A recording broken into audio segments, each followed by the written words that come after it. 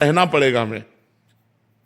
जैसे इंद्रियां गलत मार्ग में जा रही हैं, गलत भोगों का चिंतन कर रही हैं, हमारा नाम जब भी चल रहा है लेकिन वो चिंतन चल रहा है, तो उसके द्वारा जब हमारे अंदर एक जलन पैदा होती है, एक व्यथा पैदा होती है, उसको हम सहते हैं तो हमारे पाप नष्ट होते हैं और वो दुर्वासना भी नष्ट हो जाती है और हम भगवत प्राप्ति की तरफ आगे बढ़ते हैं। पर ये लड़ाई 2-4 दिन की नहीं है, ये दीर्घ काल निरंतर सत्कार सेवितो दृढ़ भूमि।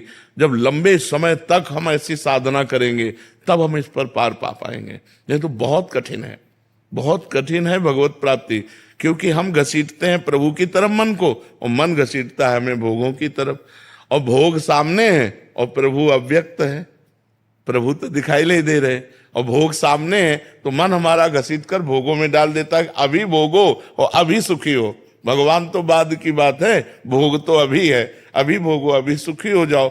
और मन इंद्रियां पूर्वाभ्यास भोगों का रहा है, जिसमें पूर्वाभ्यास होता है उसमें जाने में सहजता होती है, और भजन नया अभ्यास है।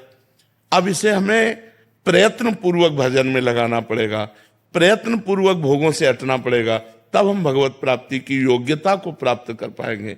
नहीं तो हमारा जब मन गंदा, हमारी इंद्रियां गंदी, तो फिर भगवान। हरि कृष्ण नारायण प्रभु का आश्रय लिया है और नित्य प्रातः पूजा करते हैं, धर्म और अधर्म की भी जानकारी है, फिर भी जीवन विषयकार क्रोध की तरफ खिंचता है। हमारी जी ऐसी असफलता से ग्लानि होती है, कभी संदेह भी होता है भजन की कमी।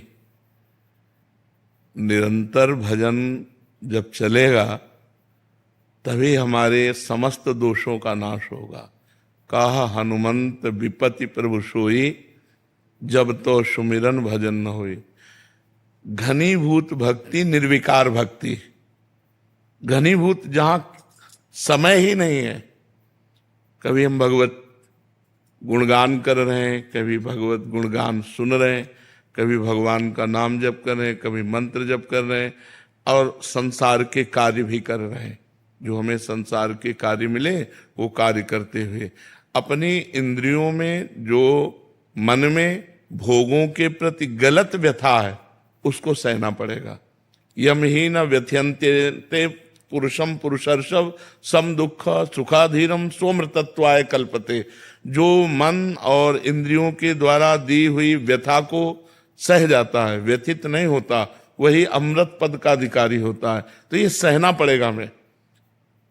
जैसे इंद्रियां गलत मार्ग में जा रही हैं, गलत भोगों का चिंतन कर रही हैं, हमारा नाम जब भी चल रहा है लेकिन वो चिंतन चल रहा है, तो उसके द्वारा जब हमारे अंदर एक जलन पैदा होती है, एक व्यथा पैदा होती है, उसको हम सहते हैं तो हमारे पाप नष्ट होते हैं और वो दुर्वासना भी नष्ट हो जाती है और हम भगवत प्राप्ति की तरफ आगे बढ़ते हैं। पर ये लड़ाई 2-4 दिन की नहीं है, ये दीर्घ काल निरंतर सत्कार सेवितो दृढ़ भूमि। जब लंबे समय तक हम ऐसी साधना करेंगे तब हम इस पर पार पा पाएंगे। ये तो बहुत कठिन है, बहुत कठिन है भगवत प्राप्ति, क्योंकि हम घसीटते हैं प्रभु की तरफ मन को और मन घसीटता है हमें भोगों की तरफ, और भोग सामने है और प्रभु अव्यक्त है।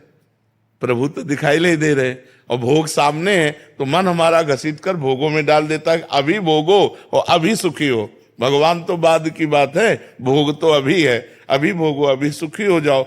और मन इंद्रियां पूर्वाभ्यास भोगों का रहा है, जिसमें पूरी। हरिवंश महाराज जी पिछले 1 वर्ष से आपकी वाणी यूट्यूब के माध्यम से सुन रहा हूँ और गहरा परिवर्तन आया है। आपकी वाणी के प्रभाव से मांसाहार, मद्यपान, क्रोध, परस्त्री आकर्षण जैसे दोषों का त्याग हो गया, मन पहले से शांत रहने लगा है। बीते 4 महीनों से धामवास भी कर रहा हूँ महाराज जी। अभी आप कह रहे हैं कि आपकी वाणी में महाराज जी ऐसा क्या विशेष है, ऐसा कौन सा अद्भुत तत्व है जो बिना प्रत्यक्ष सानिध्य के भी भीतर से इतना रूपांतरण कर देते हैं? श्रद्धा है तो हमारी बात आपको अच्छी लगेगी, और अगर तर्क है तो हमारी बात आपको पसंद नहीं।